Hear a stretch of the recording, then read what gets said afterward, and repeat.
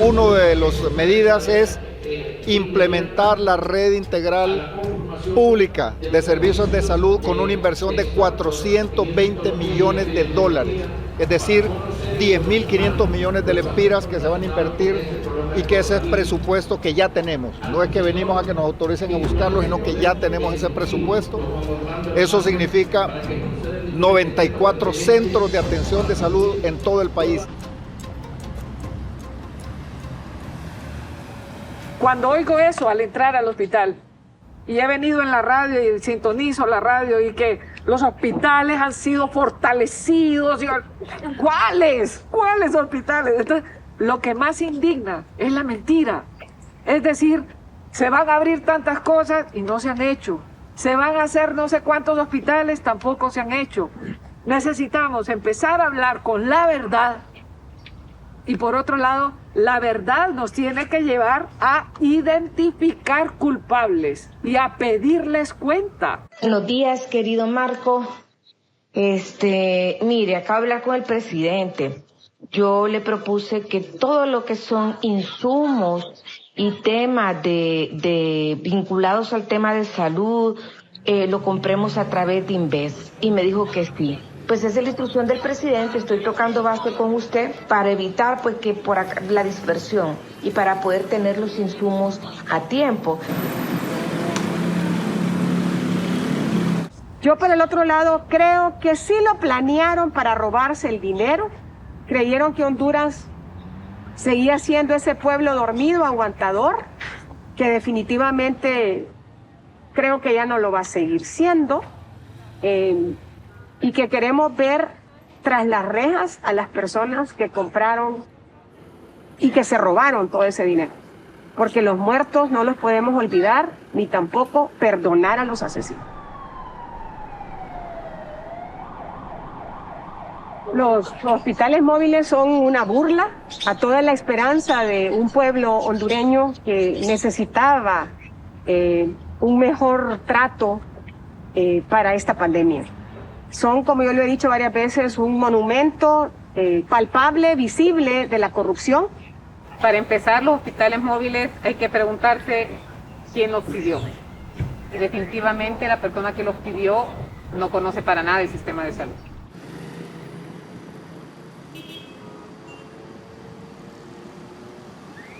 Como hospitales públicos necesitábamos en primer lugar un apoyo para poder estar al día, poder dar respuesta a los pacientes que iban a venir. O sea que la primera inversión tenía que ser hacia los hospitales públicos. Cualquiera en este país sabe que no hay suficientes especialistas para atender pacientes en hospitales móviles. Los hospitales móviles nunca iban a dar un buen resultado, por la simple y sencilla razón de que no se trata solo de poner camas y acostar al paciente. Se requiere un conjunto de cosas para poder dar esa atención. Personal médico, personal de enfermería, y no cualquier personal médico, son especialistas. Los hospitales móviles tuvieron un costo de más de 1.000 millones de lempiras. De acuerdo a la investigación realizada por el CNA, el costo real de dichos hospitales fue de 373 millones de lempiras, apenas un tercio de lo declarado.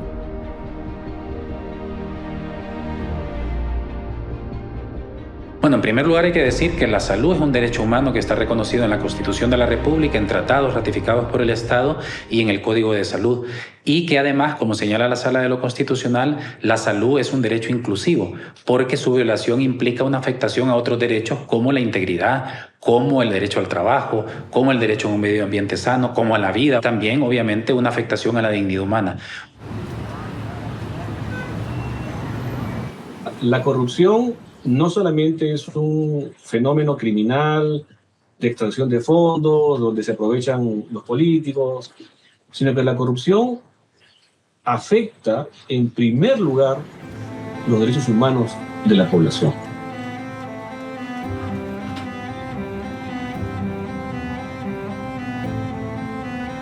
Muy bienvenidos amigos y amigas que nos sintonizan cotidianamente aquí en nuestro programa en Radio Progreso. En esta ocasión, amigas y amigos, tenemos el gusto de contar con nosotros con el abogado Luis Javier Santos, y lo hemos invitado para platicar sobre un tema fundamental para el país, el tema de la corrupción. Bienvenido, querido Luis Javier, estás en tu casa. Muchas gracias, padre. Encantado de estar en su programa y también de contestar todas las interrogantes que me pueda hacer. Allá por el año 2008, cuando ustedes, tú junto con el abogado Víctor Fernández, Soraya Morales y el abogado Harry Dixon, iniciaron una huelga de hambre que, si mal no recuerdo, duró 38 días, que se enriqueció profundamente con la incorporación, yo diría masiva, de población hondureña. Lo que nos llevó a la huelga de hambre en el 2008 fue, entre algunas cosas, que habían 102 casos de corrupción, de alta corrupción, contra ministros del país, contra expresidentes, incluso había una denuncia contra el propio fiscal general, y la exigencia nuestra era que esos 102 casos se presentaran ante los tribunales, porque tenían hasta proyectos de requerimiento fiscal elaborados. O sea que no es que faltaba investigar, eran casos investigados.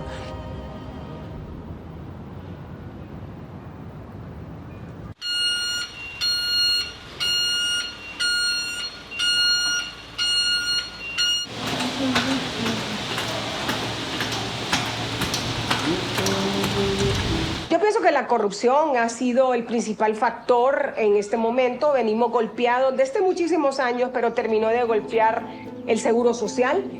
Durante el gobierno de Porfirio Lobo Sosa, el país fue sacudido por uno de los actos de corrupción más emblemáticos después de la CONADI.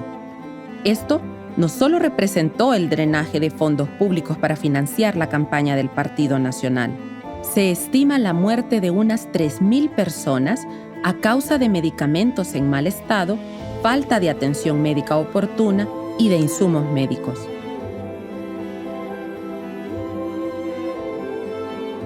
La corrupción está en todos los sectores, porque ahí estaba la Cámara de Comercio, había representación, estaban los trabajadores, estaba el gobierno y habían otros partícipes en esa junta directiva.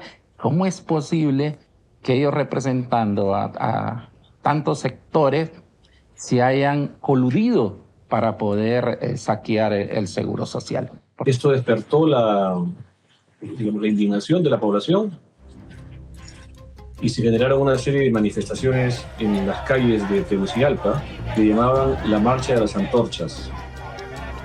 Y estas manifestaciones fueron masivas, contundentes, y empujaron al gobierno de Honduras a buscar una salida política. Y entender que no solamente luchamos contra la corrupción, sino que esta lucha representa también una lucha contra el poder que la dictadura que se hizo por todos. Pudimos conocer cuántas personas murieron por la falta de apoyo en el seguro social. Por eso es que se vuelve todavía mucho más importante, y el hecho de que se haya sustraído todo el dinero para campañas políticas, o parte del dinero para campañas políticas, porque otro fue para enriquecer a algunas personas que laboraban en el seguro o que estaban vinculadas en el seguro. Mario Zelaya, médico cirujano por la UNA, ortopeda graduado en la Universidad de Chile, capitán de Sanidad Policial, trabajó desde el 2000 en el Hospital Militar, director ejecutivo del Seguro Social a partir de febrero del 2010, egresado del Liceo Militar del Norte, donde se conocieron con Juan Orlando Hernández. Lo que pasa es que el Seguro Social es el que se conoce públicamente. Se saquearon en muchas otras instituciones al mismo tiempo que se estaba saqueando el seguro, y en algunas se sustrajo igual o mayor cantidad de dinero.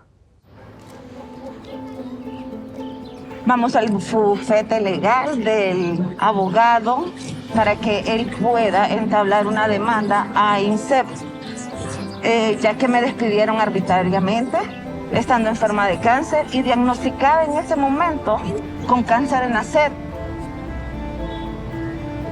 Es bien duro para mí, es inclusive muy doloroso, me causa mucho dolor, tristeza, porque solo yo sé cómo me voy deteriorando física y mentalmente. Y no es justo. Personalmente iba a buscar a Mario Zelaya. Iba a buscarlo y decía, quiero una cita con él. Yo como tarjetaviente de esta institución necesito hablar con él, porque yo me sometía a una radiación de yodo en el Lema Calleja que me costó 38,000 lempiras en ese entonces, que los puse de mi bolso y ellos diciendo que me lo iban a reembolsar, dinero que nunca me lo han reembolsado. Y Mario Zelaya jamás lo encontré por ninguna parte, que lo fuera a buscar al hospital militar, nunca estuvo en el hospital militar. Y después los abogados del seguro me niegan. Para mí me dicen, bueno, perdió el dinero después más de un año de estarlo peleando mi dinero. Que me lo reembolsaran, no me reembolsaron ni un sitio.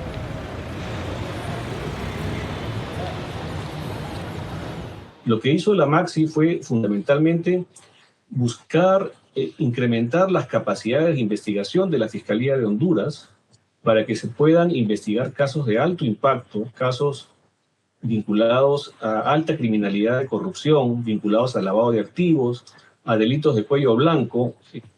En el caso del Seguro Social, los tentáculos iban más allá de las personas que estaban procesadas en ese momento. Habían empresas que estaban involucradas en esto y que desafortunadamente después han sido sacadas del proceso, sacadas de la investigación, no han sido sancionadas.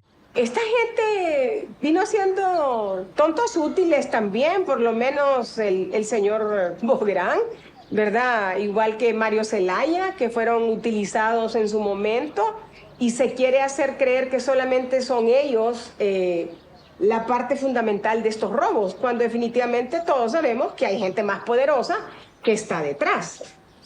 Hay que tener en cuenta que esto implica la existencia de redes de corrupción, es decir, tramas en donde participa el sector privado con el sector público para poder extraer fondos públicos de manera ilegítima, de manera ilegal.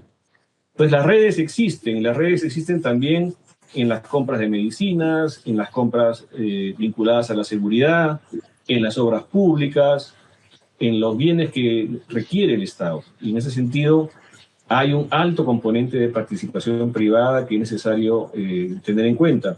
Solo hay un caso que nosotros ya retomamos judicializado, que es la empresa Dimesa. Ese caso sí se nos entregó ya judicializado. Algunos de los implicados, que se trata de los empresarios, ya fueron absueltos por la Corte Suprema de Justicia y ya no hay nada que hacer en ese caso porque ya no cabe ningún recurso. Sin embargo, el caso continúa contra el señor Mario Zelaya y otros implicados, ¿verdad? Pero en ese caso, ¿se imagina usted que la sobrevaloración de lo que compró el seguro excede los $50 millones? Quien comete delitos de corrupción también va a cometer lavado. Va a cometer lavado de activos. Porque ese dinero que él captó de manera ilícita, extrajo del Estado de manera ilícita, lo va a invertir. El lavado de activos se mueve en 4 momentos claves. 1. Por la obtención de capital por vía ilegal, a través del fraude, la malversación de fondos, corrupción, crimen organizado, narcotráfico. 2. El dinero indebido se canaliza a la banca o sistema financiero a través de testaferros, perfiles falsos o justificando procedencia falsa del dinero. 3. Crean empresas fachada, hacen gala de sus bienes para dar impresión de un negocio legítimo. Invierten en la construcción, infraestructura y bienes y raíces, así como la compra de bienes suntuarios o de lujo. 4. Finalmente, llega el retorno y todo el capital disperso que regresa con apariencia legal como ganancia por alguna de las empresas pantalla o por la sobrevaloración de los bienes o artículos de lujo. Todo el dinero de la corrupción se tiene que mover por el sistema financiero. No es posible que se manejen 50 millones en efectivo en un banco y que el banco no reporte esas transacciones. Usted mira que estas empresas son las mismas del Seguro Social y que estas empresas son las que quitan y ponen diputados, quitan y ponen magistrados. Son los dueños del país y son los que tienen y quitan presidentes. O sea, es lo mismo, ¿verdad? Entonces usted mira que esta gente compra mascarillas y se las compran ellos mismos. Una mascarilla que puede costar 3 lempiras, la venden a 19. Entonces, esto es un negocio. Lo vimos con muchos medicamentos ahorita con lo de la pandemia, donde ni siquiera habían sido aprobados y ya estaban las órdenes de compra y los millones pagados. Marco Bográn, que por años venía siendo un eslabón clave en la administración y ejecución de fondos del BID, USAID y el Banco Mundial a través de la cuenta del milenio, en el 2014 pasó a ser director ejecutivo de Invest. Durante la emergencia a causa de pandemia de la COVID-2019, en el año 2020, junto a Alex Moraes y Axel López, realizaron la compra de 7 inservibles hospitales móviles a un costo de más de 1.000 millones de lempiras. Nos vamos a encontrar que aquellas personas que forman parte de esa estructura de poder tienen un discurso que es cínico en el sentido que hablan de lucha contra la corrupción, hablan de democracia, hablan de respeto a los derechos humanos, hablan de lucha contra la impunidad, pero luego tienen una práctica que es contraria a todo ese discurso y por eso es que forma parte de un cinismo estructural. Pero este cinismo estructural les permite presentarse frente a la sociedad, frente al pueblo hondureño, como si fueran personas inocentes, como si fueran personas probas, incluso aparecen en las páginas sociales de los grandes medios de comunicación. ¿Por qué el gobierno de Honduras optó por hacer uso de Invest Honduras para hacer estas compras fuertes que son necesarias para poder enfrentar la pandemia? Porque somos una institución, Renato, y usted lo sabe, que tiene 14 años de existencia y que nacimos con la cuenta del desafío del milenio con el gobierno de Estados Unidos. Y las mejores prácticas internacionales que tenemos en materia de adquisiciones las adoptamos porque las recibimos del gobierno de Estados Unidos. Y cuando terminamos la implementación de la donación del gobierno de Estados Unidos en el año 2010, la unidad continuó con esas mejores prácticas internacionales que las convertimos en ley nacional. Las redes de corrupción no solamente son locales, sino que también internacionales, donde hay muchísima protección porque hay mucha gente involucrada. Usted mira que la gente que vende los equipos de protección personal, como gente que quiere hacerse cargo del mercado de los medicamentos, tiene puestos importantísimos del país.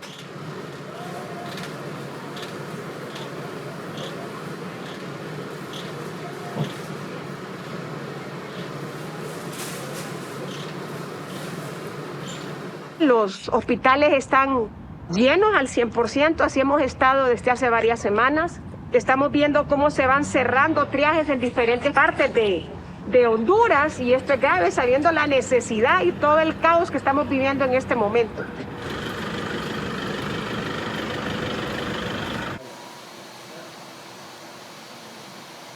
Yo conocí varios médicos que fallecieron. El ver un colega que murió defendiendo otros pacientes por la pandemia fue algo que nos marcó muchísimo y nos demostró lo frágil que somos ante la vida, demostró además la indiferencia y la poca importancia que el gobierno tiene con el gremio médico. Pero sí creo que tiene que llegar el momento en que se pidan cuentas, ¿verdad? Porque esto ha sido corrupción tras corrupción tras corrupción y entonces llega un momento en que una cultura de corrupción, porque esto no lo vamos a decir nada más a nivel gubernamental, es a todo nivel. Estamos inmersos dentro de una cultura de corrupción que hay que cambiar. Cuando esa cultura de corrupción se institucionaliza, entonces el asunto es mucho mayor, que no es solamente un desastre para ser criticado, es un desastre que ha tenido consecuencias de muertes. Y eso es lo que tenemos que entender. es una consecuencia de muertes. El negocio de los hospitales móviles fue en el año 2020, pero en el año 2021 el negocio son las vacunas. La pandemia, creo que en este momento, como dice Carolina, ha demostrado que la privada es incapaz de poder darle respuesta a los pacientes con esta pandemia, porque de la privada nos lo refieren a lo público. E involucrarnos más con el alma de la gente, ver que la alegría de uno es poder respirar. Pero ahora, ¿de qué sirve que usted tenga millones si usted no puede respirar?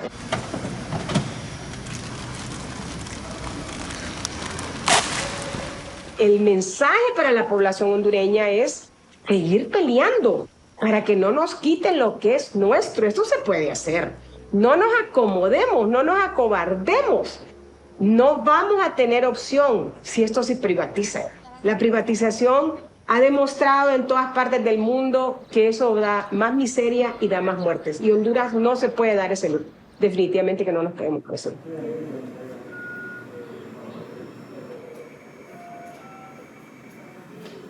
Creo que soy una estadística del pueblo hondureño que sufre el no tener una atención adecuada. Me ha tocado ir hace poco, bueno, a principio de año con el cáncer de cervix al San Felipe y me hicieron la operación, pero yo tuve que comprarle los implementos al médico de los guantes, las mascarillas, una aguja ASA que es especial para esa operación.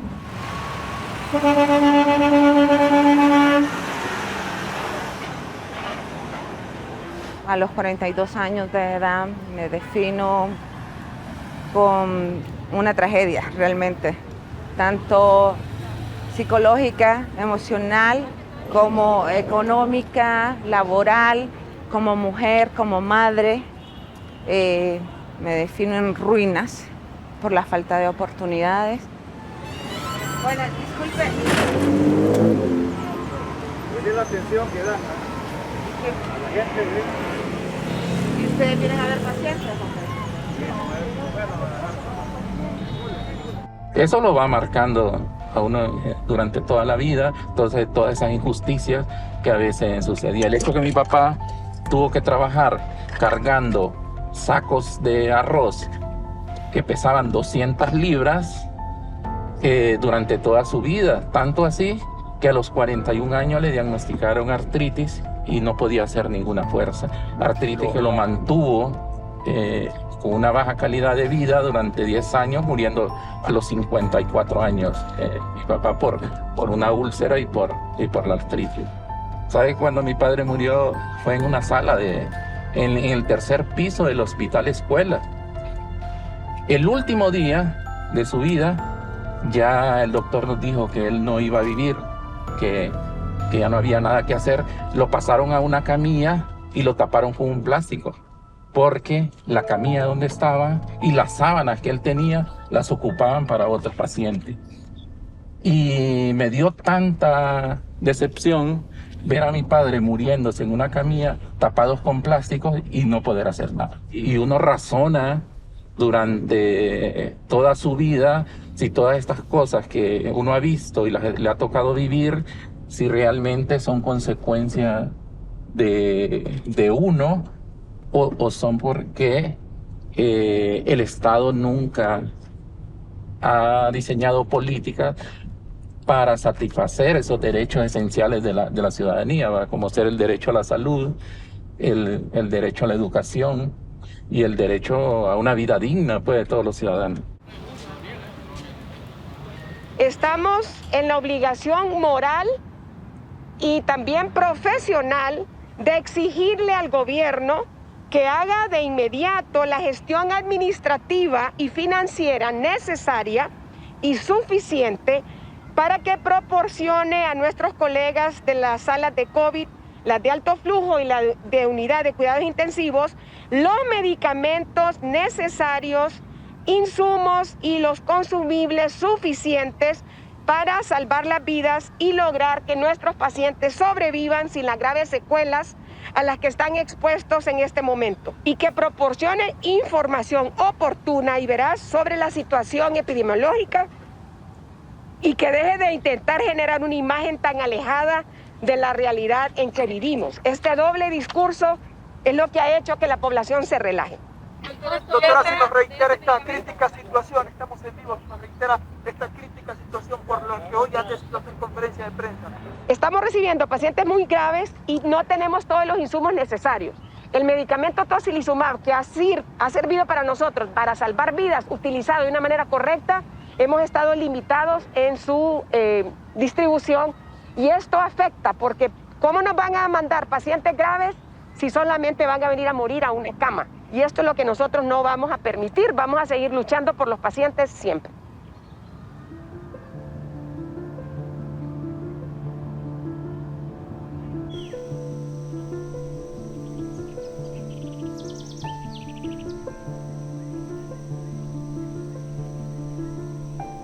Luego luego fueron donde luego agda hadi ya bahaya bimu luego guarani luari ni de la cate ya bahaya bimu lu hamu ga waya bilu luego ya gdune samina isubudi luego sun hatara ni hiñaru. Porque la salud es importante. La salud también tiene que ver con ¿qué? Con lo que comemos. Tiene que ver con el territorio. Tiene que ver con lo que respiramos.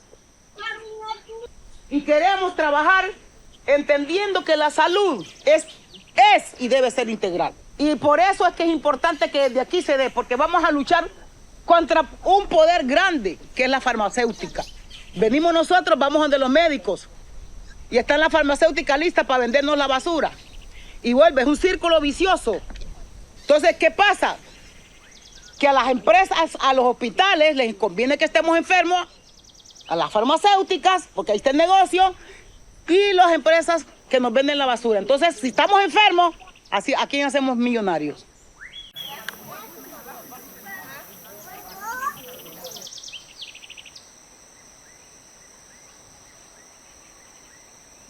Estamos en Trujillo, en la colonia recuperada Julio Lino, inaugurando hoy casualmente lo que es la Casa de Salud Ancestral de Trujillo, un espacio donde se va a desarrollar la recuperación, revitalización y lo que es el rescate de lo que significa luchar por los territorios en el marco de la cultura ancestral en cuanto a salud. Bueno, Ofranes fue creada realmente como una organización para luchar contra el racismo. Desde hace más de 30 años. Algo muy interesante porque surgió no como una organización meramente de garífunas, el pueblo garífuna, sino que en ese momento era parte también el pueblo negro de habla inglesa, y que surge cuando estaban las compañías bananeras en la zona de Cortés. Fue mutando como una cuestión lógica y ahora solo está participando el pueblo garífuna, aunque también pues luchamos y acompañamos otros pueblos. El gran objetivo de Ofrane es garantizar la perpetuidad de la cultura, la identidad y la vida del pueblo garífuna. Ese es el objetivo principal de la organización. Lo que significa el territorio para los pueblos y sobre todo para el pueblo garífuna es el mar, el bosque, la tierra. No es ese pedazo que tenemos para construir nuestras casas, es algo más que eso. Tiene que ver que del territorio obtenemos nuestra comida, nuestros alimentos, del territorio obtenemos el buen bienestar y el buen vivir, pues, porque necesitamos territorio para tener salud, educación, alimentación. Entonces la defensa de los territorios, la defensa de la tierra, la defensa de los recursos naturales nos hace unirnos como pueblos y articular, ¿verdad? Como comunidades. Por eso es mucho más fácil la articulación entre los que luchamos en los territorios que la gente, por ejemplo, que está en la capital o en las áreas urbanas. Los que quieren robar los territorios, al final son lo mismo que los que dirigen el país. No, esos están unidos. Y no solamente hay articulación, sino que están protegidos por estas mafias criminales que son los que realmente controlan y son los que lamentablemente dirigen los destinos de nuestros países. Y no solamente eso, sino que crean la base de la impunidad. Y eso es el grave problema que estamos viviendo en este país.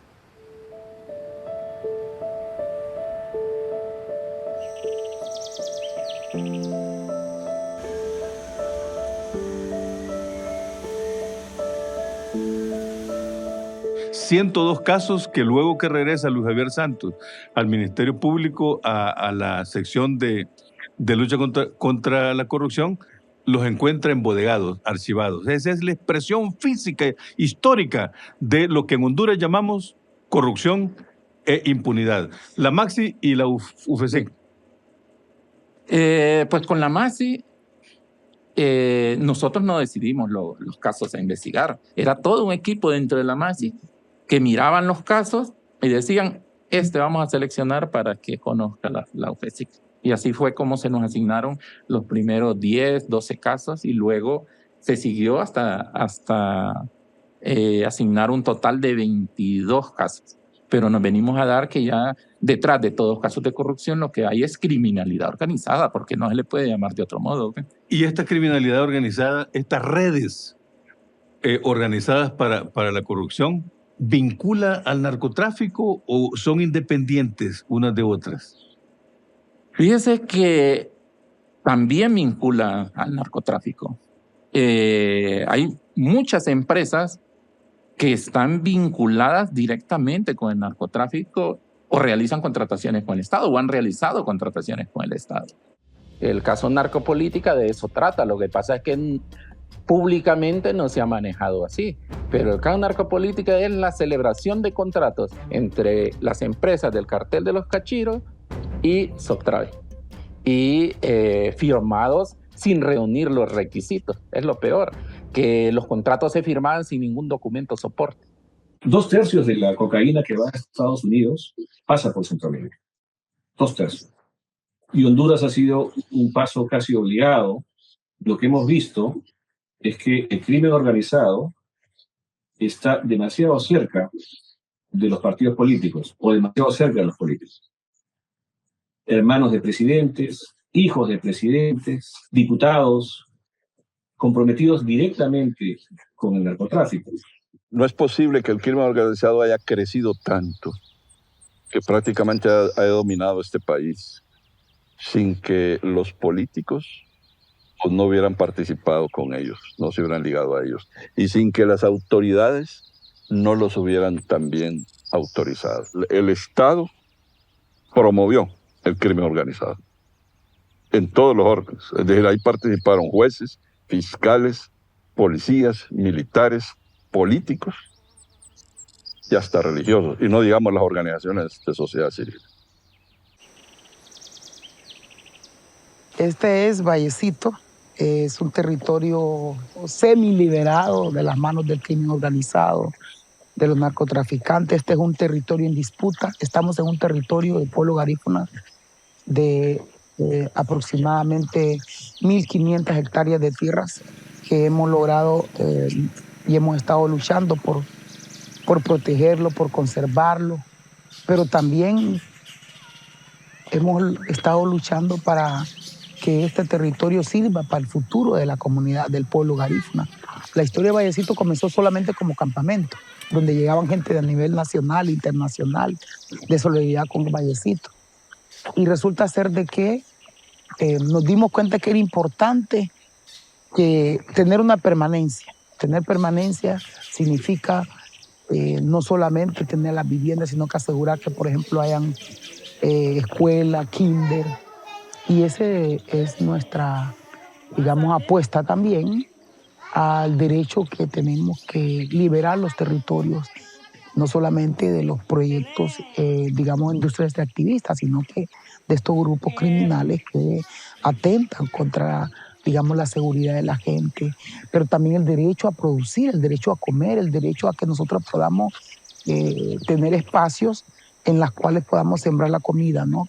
que nosotros comemos. Yo creo que ese es un tema muy importante a tomar en cuenta.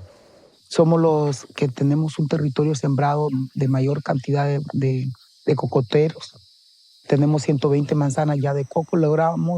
Iniciamos ese proceso con la necesidad de asegurar el territorio.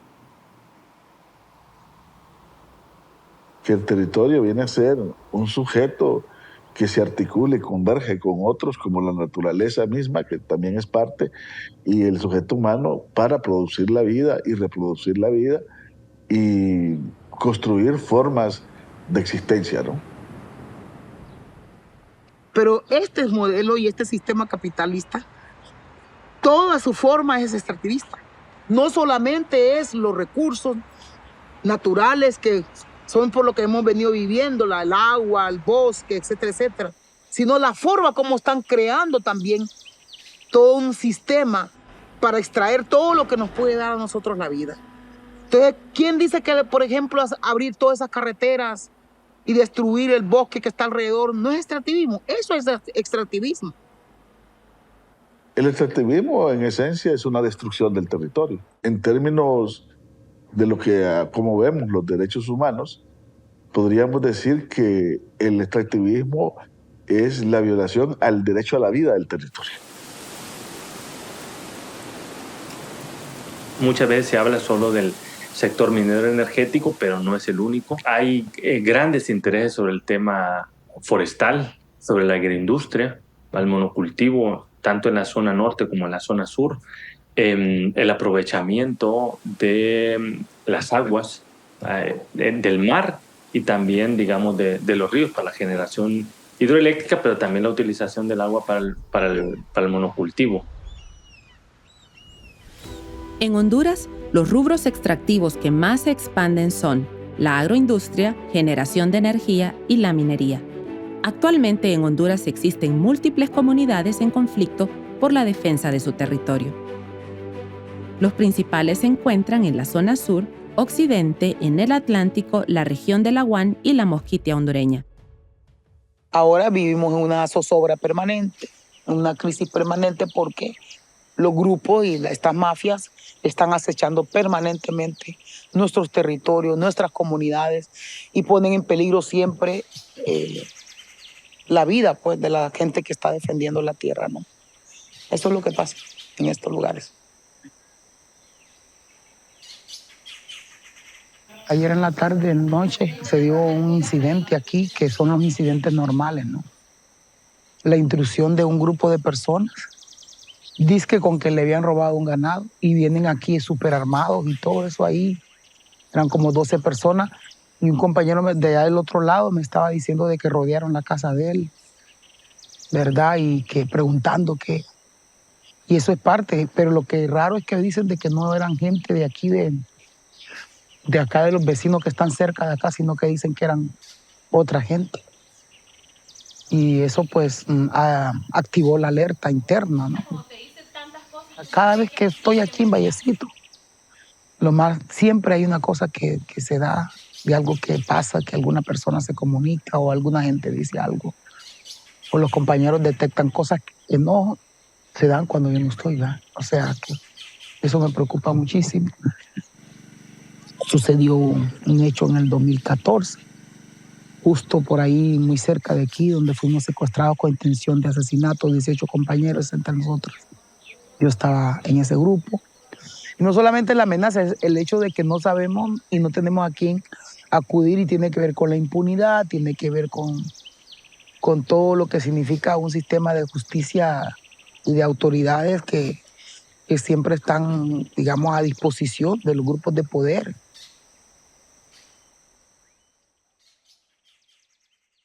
La huelga terminó en mayo y en septiembre de ese mismo año también yo sufrí un atentado en la ciudad de San Pedro Sula. Yo llevaba algunos casos muy delicados porque ya en septiembre a mí me habían quitado de la Fiscalía contra la Corrupción, pero durante yo estuve en la Fiscalía contra la Corrupción hubo personas que juraron que ni de la tumba me iba a salvar. Este es el caso de los familiares del alcalde de Santa Bárbara. Y las otras amenazas que tuve fue de las personas que integraban 10 empresas que estaban sacando dinero de la municipalidad. Cerca de 1.000 millones de lempiras se habían sustraído de la municipalidad de San Pedro Sula. El día que fuimos a requerir al dueño de la empresa para que nos pusiera la contabilidad a la vista, ese mismo día, viniendo en el carro de regreso, recibimos llamadas de su apoderado. Ahí está el nombre en una denuncia en la fiscalía, donde nos decía: mira, semejante hijo de puta, yo no soy el alcalde de Santa Bárbara que solo te golpeó, nosotros y te vamos a matar, hijo de puta. Así me lo dijo en un mensaje.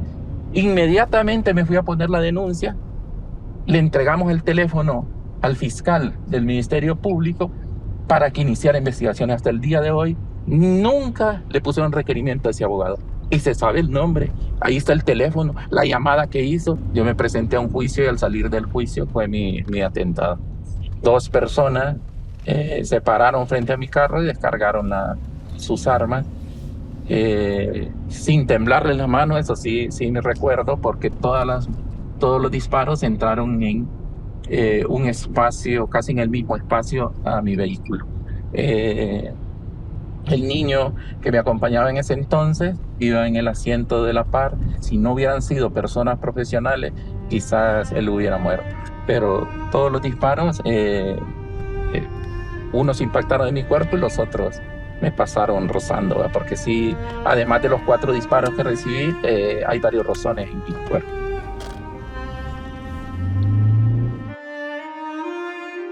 Honduras, uno de los países más peligrosos para quienes defienden los derechos humanos. Según Global Witness, en la última década se registra el asesinato de 165 personas defensoras de la tierra y el territorio, 79 periodistas y 163 profesionales del derecho han sido asesinadas también en los últimos 10 años. Según nuestra experiencia, nosotros hemos identificado que hay mucha criminalización, ¿no? De hecho, el día de hoy estamos haciendo un llamado al Consejo de Derechos Humanos de la ONU para que se pronuncie, ¿no?, por la utilización dirigida, digamos, o manipulada, ¿no?, del sistema penal, ¿verdad?, con intención de criminalizar a quienes defienden la tierra y el territorio. ¿Cuál es el centro del asunto? La usurpación, es decir, las empresas diciendo: usted, pueblo indígena, me está quitando las tierras que yo adquirí ilegalmente y ahora yo, que lo desplacé, lo acuso de desplazamiento forzado, ¿verdad? Pero lo más interesante es el patrón. Tegucigalpa, La Paz y Trujillo, funcionarios que uno pensaría que jamás se han encontrado con la misma narrativa. Pues bueno, digamos que dicen que hay 3 poderes que tiene el Estado, pero para nosotros en la práctica hay un solo poder, que es el poder dominante de un puñado de ricos en el país y que controlan el Congreso Nacional, controlan el Ejecutivo y controlan el Judicial. Ese sistema judicial es parte de esa estructura dominante y responde a los intereses de esa estructura.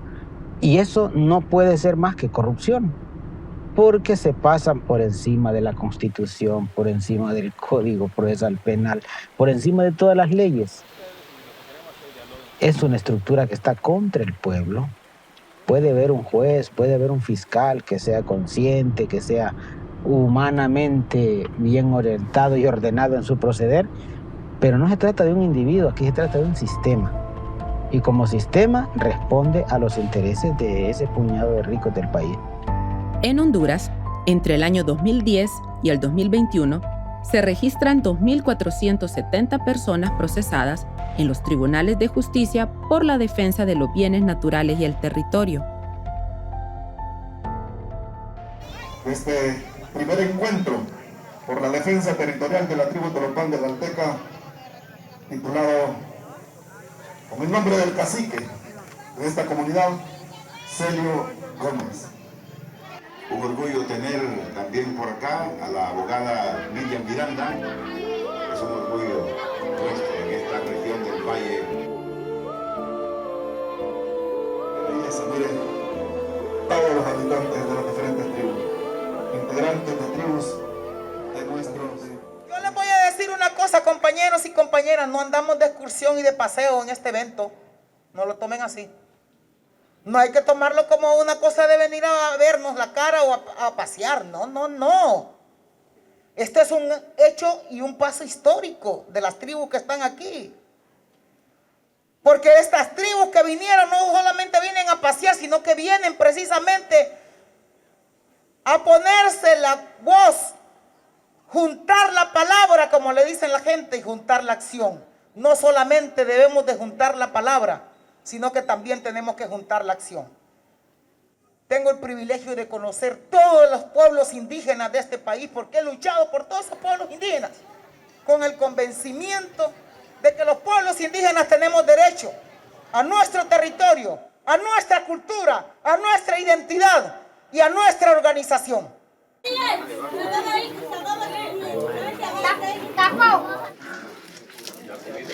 Y por eso es que hay tanta presión contra las tierras de las comunidades nuestras y ese concepto siempre de que somos atrasados porque no aprovechamos supuestamente como debería ser la tierra. Yo creo que eso es por eso es que estamos tan fregados, ¿verdad? Y fregadas hoy día, y estamos jodidos a nivel planetario porque no entendemos que el territorio tenemos que usar lo que necesitamos para subsistir. Pero no es que tenemos que sobreexplotar los territorios y los recursos naturales, que eso es lo que está fregando el planeta, pues. Una de las zonas más en peligro por una sede es Vallecito, porque según la ley que se aprobó, ¿verdad? Ahí estipulan la población demográfica, ¿verdad? Entonces sí, realmente estamos en un alto riesgo en la zona de Vallecito, ¿no? Porque el Estado va a decir de que nadie vive en Vallecito y que por lo tanto que es un territorio que está despoblado y va a utilizar esa ley que se ha aprobado para decir que Vallecito es, digamos, uno de los territorios que puede ser utilizado para eso. Porque una de las cosas más terribles con el tema de las zonas especiales de desarrollo es la secretividad. Existe una secretividad absoluta, no solamente de quienes componen la dirección del CAM, ¿verdad? El centro que coordina el tema de las zonas especiales de desarrollo. Hay estudios que se hacen de los territorios y de vastos territorios en Honduras que la gente no sabe. Tienen un mapa y ese mapa dice, aquí hay hierro, aquí hay petróleo, porque aquí hay petróleo, o sea, hay estudios de petróleo aquí en Honduras.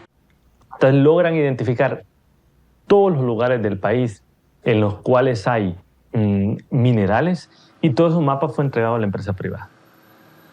O lo entregan a instituciones que muchas de esas tienen el propósito de extraer lo que hay ahí, porque son territorios, sobre todo, zonas territoriales donde no va a haber ningún control del Estado. Un punto importante es que en el país hay muchos funcionarios que están en la institucionalidad, que se enteran de todo, cómo funcionan el tema de contratación pública, pero además dónde están los recursos. Y eso lo que implica es que obtienen información privilegiada, salen junto con mafias de corrupción, crean estas empresas fantasmas, con esa información privilegiada, vuelven a la institución pública para obtener el concesionamiento.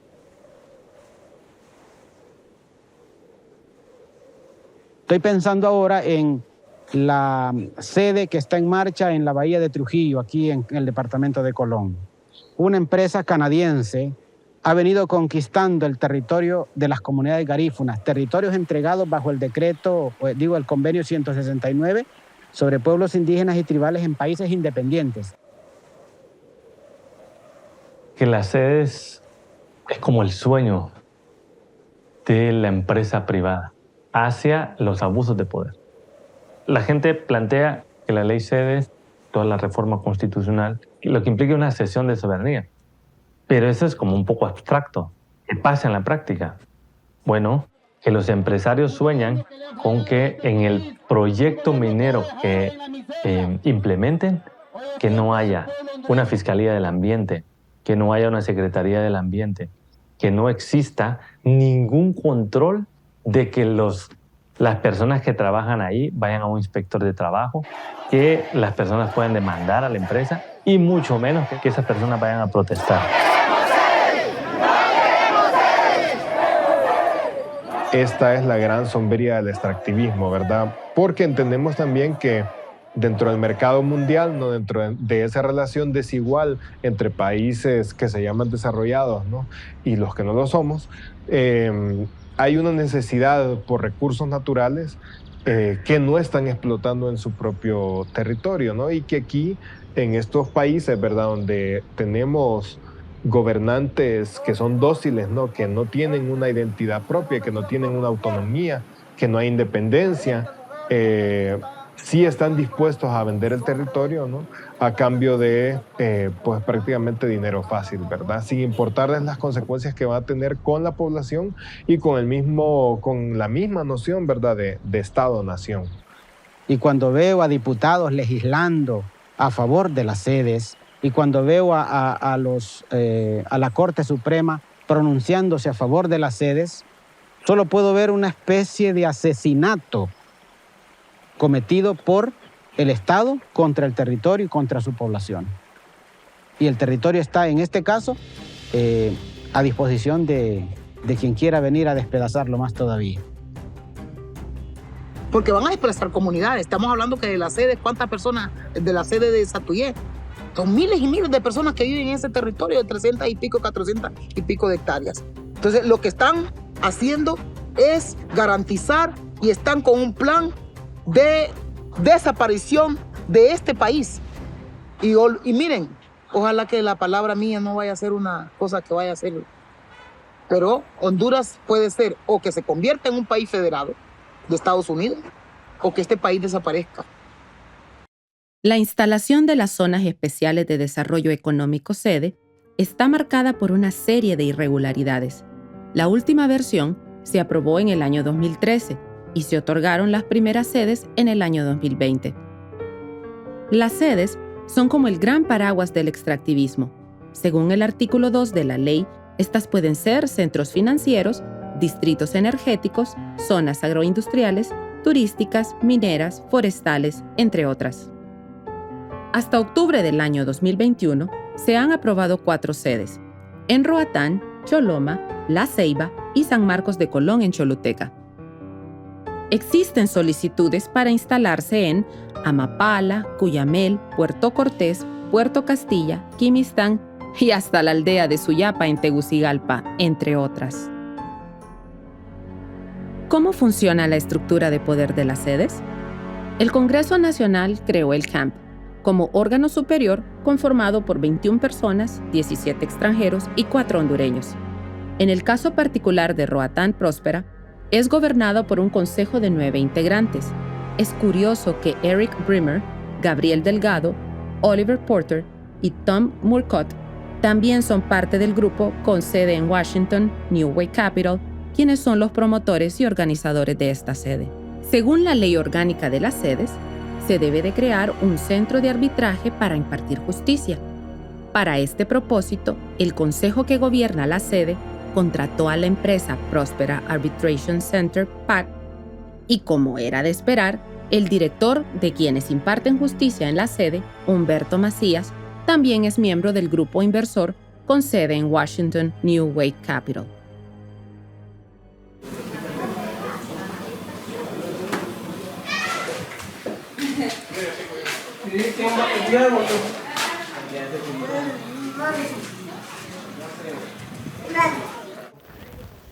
Buiti binafi. Ida gente. Kapan tu ahí la escuela? Ana. Tashibo, kapan tu ata belu. Buiti binafi.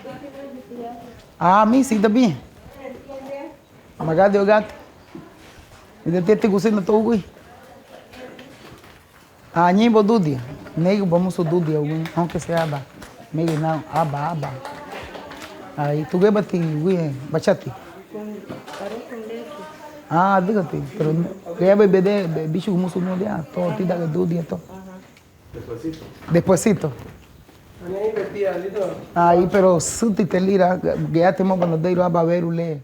Tenemos que luchar por nuestros sueños, pero también luchar para que en la práctica podemos ejercer esa autonomía y esa forma de de no tener miedo. Reafirmar es la posibilidad de que la humanidad y que cada persona, sea hombre o mujer, podamos tener esa rebeldía. Y debemos tener esa rebeldía para no aceptar lo que ya está establecido en un sistema que cada día nos jode más, que cada día nos despersonaliza, que cada día nos hace dudar de nosotras y nosotros mismos. Vallecito es una experiencia y es un proceso construido desde la certeza que sí podemos hacer las cosas. ¿Cómo vamos a trabajar para que nuestros hijos e hijas entiendan la importancia del pajarito, del animalito, de la tierra, de la hoja, de la planta, de lo que nos da de comer? En Vallecito estamos transgrediendo, estamos haciendo algo que no se quiere que se haga y que estamos convencidas que podemos hacerlo, pues. O sea, los poderosos quieren que las máquinas son las que produzcan la comida, que las máquinas sean las que puedan decidir el futuro del planeta. Y ahí tenemos un reto, y un reto para cada de la gente que está en sus casas, porque estamos perdiendo esa posibilidad de enseñarle a nuestros hijos e hijas que lo más importante es proteger la tierra, es proteger la vida. Y ahí tenemos un reto. Y por eso es que este sistema de aplicación de justicia es corrupto, impune. Porque hoy, ¿cómo es que nos persiguen a las que luchamos por la defensa de los territorios? A los que nos persiguen por defender la tierra, el agua, los bosques. Esto que nos permite poder vivir. Y ahí hay una cuestión que tenemos que trabajarla fuertemente.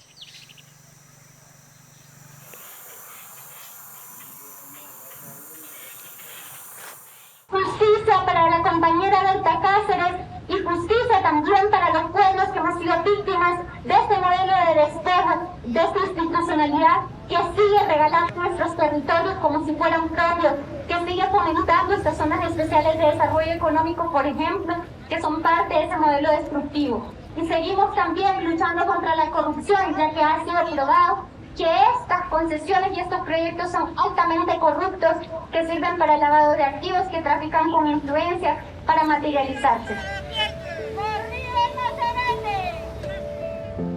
David Castillo, ingeniero eléctrico, egresado de la Academia Militar West Point, teniente de inteligencia militar.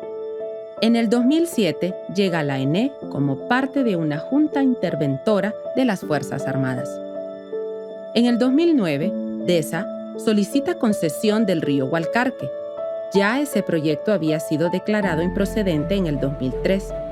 La solicitud no cumplía con varios requerimientos para proyectos de esa magnitud, como experiencia, capital o capacidades técnicas. Roberto y Giovanni Abate, quienes aparecen como propietarios de la empresa, admitieron posteriormente trabajar como chofer y técnico en computación, respectivamente, en la empresa de informática Digicom, propiedad de David Castillo, quien abandona su puesto de trabajo en la ENE para asumir la gerencia de DESA en el 2012.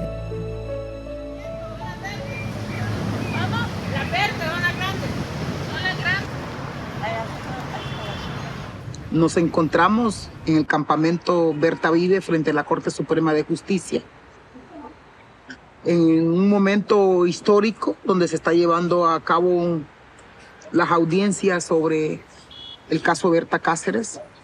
Y este es un campamento instalado como una forma de lucha, pero también de búsqueda de justicia, ¿no? Desde los pueblos, desde las comunidades y sobre todo desde las organizaciones y movimientos sociales a las cuales pues, hemos sido parte de todo ese proceso de lucha con el COPIN y con los movimientos de los movimientos sociales. Hablamos de que en el caso de Berta Cáceres muestra no solamente la falta de aplicación de justicia, sino que cómo la justicia y cómo el sistema de justicia está cooptado, está controlado por esta mafia que controla este país, la oligarquía, los oligopolios, son los grupos fácticos de este país porque son los que controlan la justicia. La selección de magistrados de la Corte Suprema de Justicia es uno de los eventos de mayor corrupción en Honduras. En la última selección se ha hablado de diputados que recibieron financiación del Poder Ejecutivo a través del Fondo Departamental para que votaran a favor de determinados candidatos a magistrados. El problema es que en esta última elección, el Partido Liberal cedió al Partido Nacional la fórmula de los magistrados de la Corte Suprema.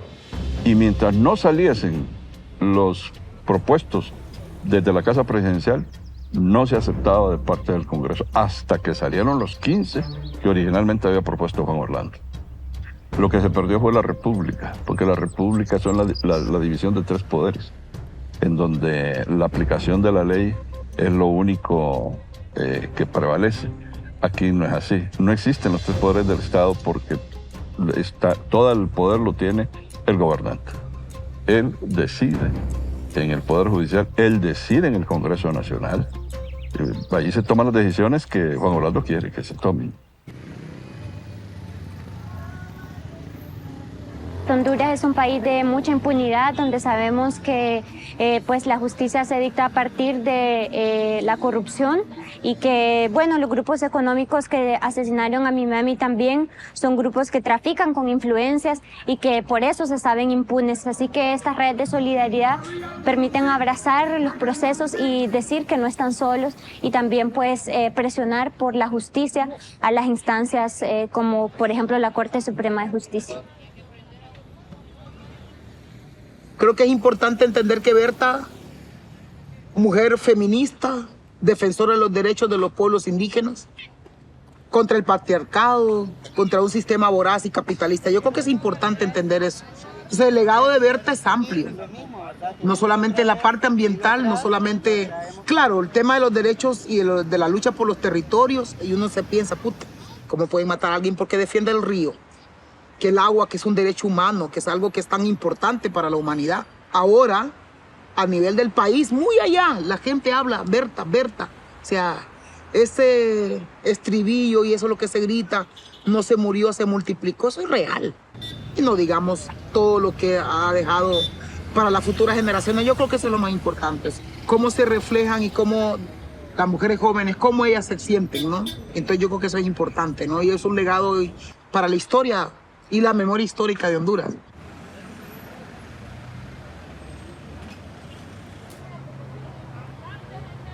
Todo el trabajo de articulación de los que participó mi mami fue muy importante para construir la misma articulación de espacios que hoy luchan también por la justicia para ella. Pienso que algo muy importante que construyó ella junto a Miriam Miranda, que pues creo que todo el mundo lo sabe, ¿verdad? Que ellas no solo trabajaban juntas por coincidir como el proyecto de la OFRANE con el proyecto del COPIN, sino porque realmente ellas generaron una amistad muy profunda y compartían pues la idea de que en este pensarse de la refundación, quienes podían impulsar de manera más determinante ese proceso eran las mujeres indígenas, campesinas, las mujeres que, bueno, han sufrido, digamos, las afectaciones más importantes de la construcción del modelo económico que actualmente tiene Honduras y que pues beneficia a esos pequeños grupos económicos y vulnera, ataca y daña a las grandes mayorías.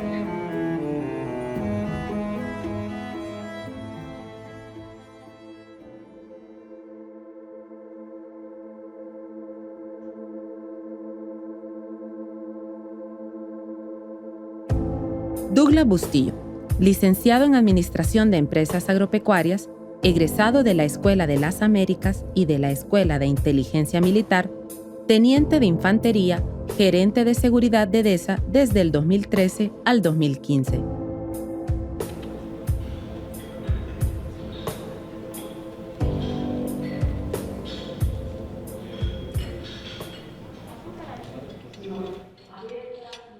En el 2016, Douglas Giovanni Bustillo llega a La Esperanza para realizar monitoreo y seguimiento a Berta Cáceres. Ha quedado constatado en el proceso investigativo las fotografías que le hizo a su vehículo, a ella personalmente en las calles de La Esperanza, y además las fotografías que le hizo a la vivienda de Bertita. Todas están incorporadas al proceso. David Castillo acuerda una reunión para el día siguiente con Douglas Giovanni Bustillo para la entrega del dinero. El grupo sicarial se moviliza a La Esperanza para ejecutar el asesinato de Berta Cáceres y Douglas Bustillo monitorea los hechos. David Castillo sostiene comunicación con Douglas Giovanni Bustillo. Apelamos a las instituciones de justicia, porque estas instituciones deben responder a las necesidades de justicia de esta población, porque somos nosotras y nosotras, a través del trabajo que hacemos día con día, quienes sostenemos este Estado, que no responde hacia nuestras necesidades, pero que igual debemos exigir que responda. A 7 de 8 personas acusadas de su asesinato. El 5 de febrero del 2016 se iba a producir el asesinato de Berta Cáceres, en la que participaban al menos 4 militares, incluyendo él. El militar Henry Hernández, el militar Douglas Giovanni Bustillo y el militar Mariano Díaz Chávez, y él que también es un militar. De acuerdo a la Constitución de la República, los militares están sometidos al poder civil. Eso no se ha logrado nunca en la historia de Honduras. Vemos a los militares, por ejemplo, en instituciones públicas como Hondutel, la energía eléctrica. Los vemos metidos en el sistema de salud, los vemos asesorando comisiones en materia de seguridad ciudadana. Entonces, el rol de los militares en la vida de la sociedad hondureña es permanente y penetra todas las estructuras del Estado. Prácticamente podría decirse que los militares son el poder real en Honduras. Además de crear la Policía Militar, se creó un Consejo Nacional de Defensa y Seguridad. Ese Consejo de Defensa y Seguridad es en donde se concentra el verdadero poder. Ahí llega el presidente del Congreso, el presidente de la Corte, el fiscal, el jefe del Estado Mayor. Ahí se da las órdenes qué hacer en el Poder Judicial, el Ministerio Público y en el Congreso Nacional.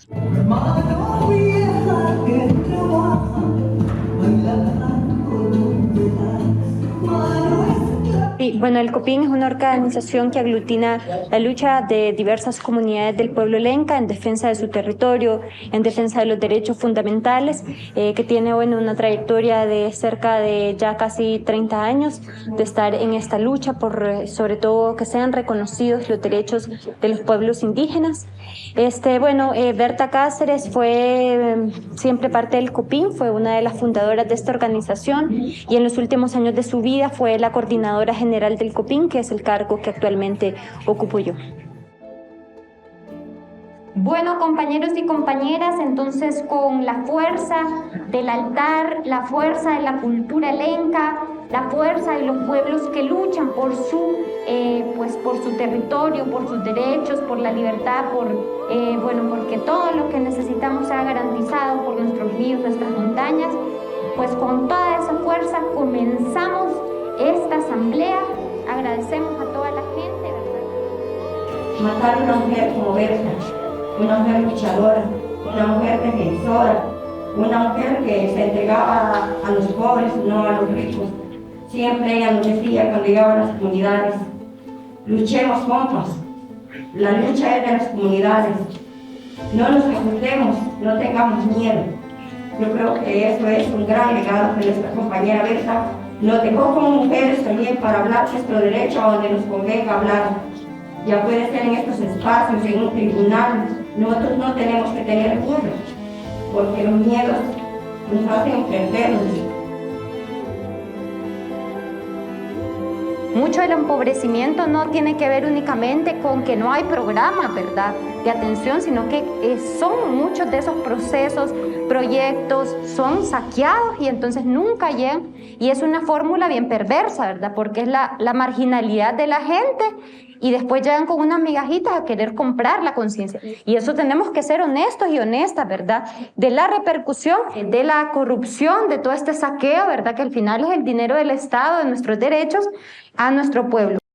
Como al mes, después de tener todo el equipo para trabajar, nos llegó un oficio y nos dice, este es el primer caso asignado, que es el caso Red de Diputados. La Red de Diputados era un esquema de corrupción de fondos públicos destinados a programas sociales, es decir, programas de ayuda social. Cuando con don Juan Jiménez vimos el caso Red de Diputados, los analistas que estaban viendo el caso nos enseñaron una red que abarcaba toda una pared. Habían 360 personas involucradas. Caso Red de Diputados. Diputados crean proyectos sociales y forman ONGs para ejecutarlos.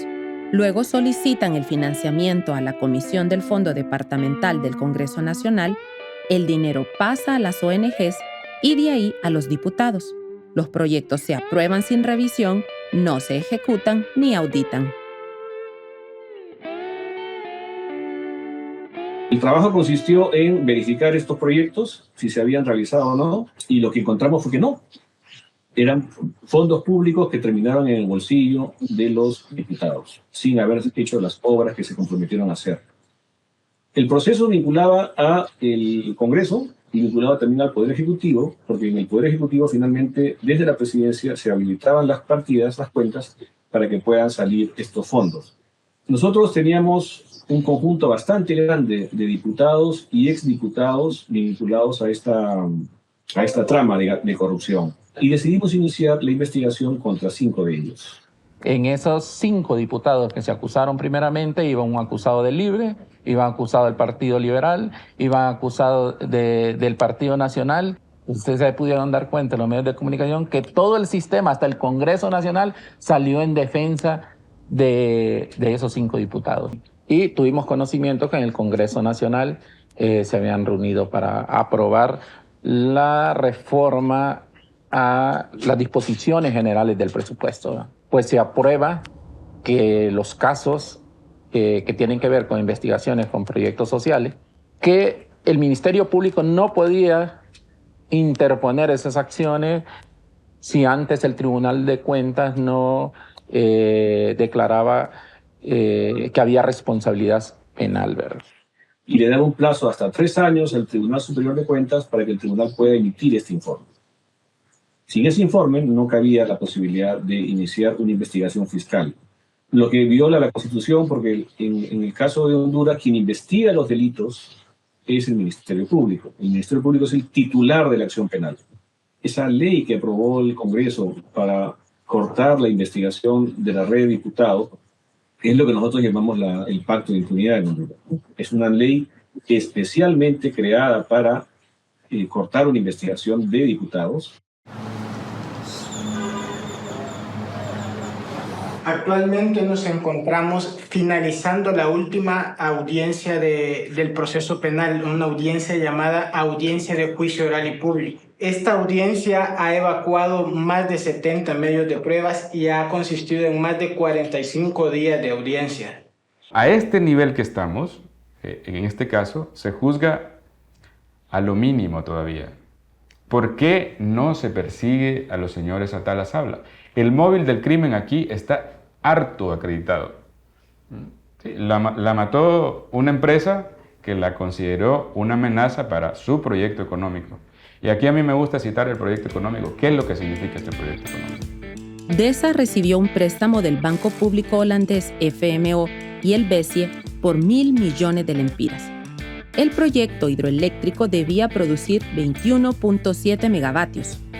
Se calcula que cada megavatio genera ganancias de 25 millones de lempiras al año, lo que implicaría un promedio de ganancias anuales de 500 millones de lempiras para los socios de DESA.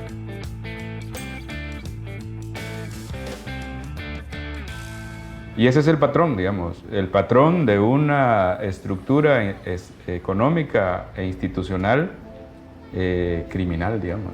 Y claro, finalmente asesinan y establecen los guiones de impunidad. Hemos sido campeones mundiales de muerte de luchadores sociales, de defensores de la tierra. ¿Cuántos de esos han sido juzgados? Ninguno. Y todo detrás de eso está este patrón. El peso de una figura como Berta Cáceres les ha impedido sostener el guión clásico de la impunidad. Eso es cierto. Es decir, vos podés contar los cientos de liderazgos asesinados aquí que no mueven al sistema. Es cierto que es una lucha asimétrica de poder, porque ellos tienen el poder, tienen el control de la institucionalidad. Pero nosotros vamos forjando esta posibilidad de que sean las comunidades, la gente en el territorio, que tenga control sobre su territorio.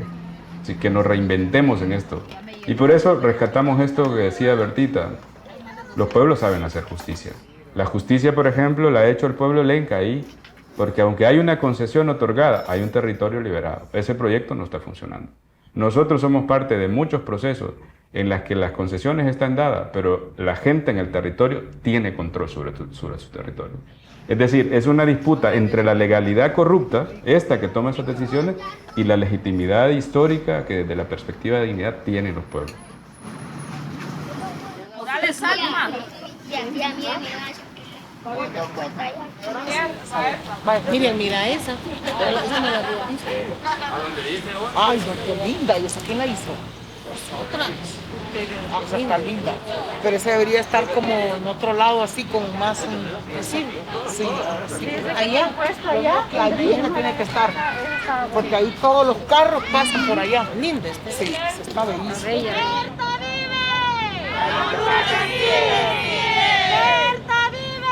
La lucha sigue, sigue. Berta no murió. Se multiplicó. Berta no murió. Bueno, aquí estamos frente a la Corte Suprema de Justicia en espera del fallo en este juicio contra David Castillo, coautor del asesinato de mi madre, nuestra compañera Berta Cáceres. Haya bloques a favor o en contra de cualquiera de las partes aquí representadas. Pues quiero decirle yo en la audiencia, una vez analizado todas las pruebas, primero, tenemos que pagar el año 2003 de la empresa, pero no se recurre a la participación del acusado en el imaginando, sintiéndose de otros conocimientos, sean o no penalmente responsables, así como quienes la realizan conjuntamente. El deber de la libertad es este artículo 25 y que se considera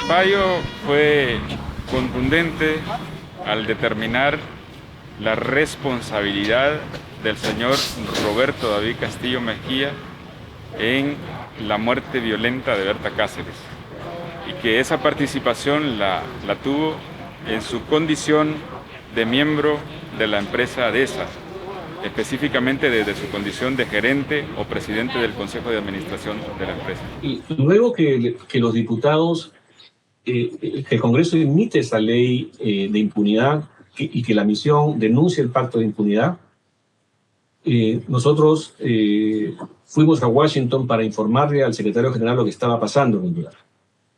Esa fue la semana en la que el presidente Hernández asumió su segundo mandato. Yo viajo a Washington, tenía previamente pactada la reunión con Almagro, y Almagro no me recibe. Sí recibió a voceros del gobierno y no recibió al jefe de la Maxi en enero del 2018. 15 días después, Almagro saca un tweet desautorizándome, y ese es el momento en el cual yo renuncio, hago pública mi renuncia. Y el segundo momento del desmontaje de la Maxi fue cuando tanto el gobierno de Honduras como la OEA, porque hay que decir que esto fue así, son dos partes de un convenio, decidieron no prorrogar el convenio para beneficio mutuo. El beneficio para Honduras o para los políticos de Honduras era el alivio para que ya no sigan investigando, y el beneficio para el secretario general fue el voto de Honduras para su reelección. Si el Congreso Nacional no hubiera dictado las leyes que dictó, la MASI hubiera logrado con éxito llevar a la cárcel y a condena a muchos delincuentes. Mire, la principal fuente de corrupción en Honduras se llama Congreso Nacional. No lo busquen en otro lado. No está en el Poder Judicial, no está en el Ejecutivo, está en el Congreso Nacional. Ahí es donde se han emitido las leyes para burlarse de la voluntad del pueblo hondureño. No sirve para hacer té. La condena a David Castillo era muy importante para nosotras porque mi mami dejó muy claro eso, ¿verdad? A todas las personas que conocía, del temor que le significaba, el miedo, las amenazas que le significaba el señor David Castillo, de su perfil militar, de su perfil de haber sido funcionario del Estado, de la vigilancia que le hacía. Hay muchos otros procesos que forman parte de esta causa, como el tema del fraude sobre el Gualcarque, que es evidenciar pues, estos delitos de corrupción. Está la determinación de las responsabilidades que el Estado de Honduras pudo tener frente al crimen, que eso tampoco puede quedar a un lado, ¿verdad? Es clarísimo que el crimen operó con el aval, con la acción y omisión de la institucionalidad hondureña al servicio de estos proyectos económicos explotadores, saqueadores. Tenemos una demanda internacional también contra uno de los bancos financiadores del proyecto, que es el FMO, el Banco de Desarrollo de Holanda. La gente va a seguir organizándose y luchando para que no se cometan asesinatos tan atroces como este.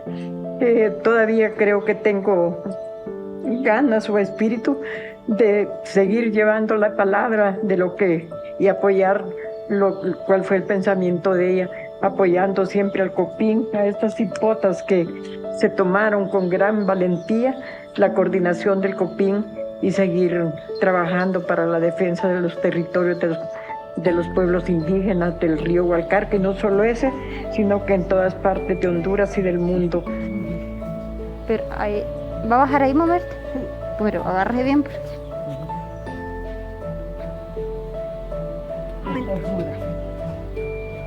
Ese es palo de pimienta. Solo tengo plantas medicinales. Aquí estamos llegando a la casa donde crecí. Bueno, no es esta, era una casa de Bajareque, porque esta era una recuperación de tierra. Y este lugar se llama La Pozona, Protección Santa Bárbara. Entonces, este es mi pueblito. Éramos nada más 5 casas en ese momento. Éramos 5 familias las que estábamos en este lugar. Y justamente ese era el patio donde nosotras convivíamos con mis hermanos, con mi mamá abuela, con su pareja, con nuestras gallinas, nuestros patos y nuestras cosas de casa, ¿verdad? Que realmente son parte de un hogar, de una familia campesina. Y por aquí, bienvenidos a esta casa. Abuela, ¿cómo está? ¿Cómo se siente? ¿Ya está mejor? La democracia es un sistema de organización del Estado y de la sociedad que implica que ninguna persona está excluida. Pero cuando tenemos que casi el 70% de la población es pobre, cuando tenemos que Honduras es uno de los países más desiguales del mundo, de acuerdo con el Banco Mundial, estamos hablando que hay un montón de personas que están excluidas, porque se rompe ese principio una persona, un voto, porque no es lo mismo votar con hambre, enfermo o sin saber leer y escribir que todo lo contrario. Y en ese sentido, como dice la Comisión Interamericana de Derechos Humanos, la pobreza y la desigualdad desnaturalizan la democracia. Bueno, yo salí de aquí a los 14 años, en el 2000. Me fui de acá un poco escapada. En principio este era un asentamiento campesino y al 2000 ya se comenzaba a reconstituir y a fortalecerse, ¿verdad? Entonces, pero también habían como temas de violencia doméstica y pues aquí tampoco habían escuelas y yo tenía 14 años en ese momento y no había ido a la escuela. Sentía que tenía que buscar mi espacio, sentía que tenía una necesidad grande de estudio y de ser una persona diferente, no quedarme aquí atrapada, digamos, en un lugar donde no tenía muchas oportunidades en ese momento. Hasta el teórico más procedimentalista, más reducido a lo electoral, que es Joseph Schumpeter, aún ese teórico decía que la democracia era insostenible sin bases materiales determinadas, sin requisitos sociales. Es decir, una democracia levantada sobre la pobreza, sobre la desigualdad, sobre el desempleo, en realidad se vuelve prácticamente una ficción. El problema es que el Estado ha sido un Estado reducido a un instrumento de cierto grupo. Y sobre todo aún en este contexto de esta democracia precaria, fallida casi, siempre ha visto a los luchadores de derechos humanos como enemigos. Codinca hace un trabajo, todo su trabajo lo centra en el marco de los derechos humanos de las mujeres. En ese sentido, nosotros trabajamos varias áreas, una que es la área de producción, que es precisamente todo este tema de agroecología, en el marco de la soberanía alimentaria, porque es una organización campesina, indígena y garífuna, digamos, porque nosotras aglutinamos 3 pueblos originarios: pueblo Lenca, pueblo Maya Chortí y el pueblo garífuna. Honduras tiene un problema y es que no tiene un momento fundacional de la democracia. O sea, nosotros no hemos tenido una revolución democrática. Aun cuando fuese una revolución liberal, una revolución de las élites, no en ningún momento. Entonces, es una democracia que ha surgido con mucho control de élites o de oligarquías, sobre todo.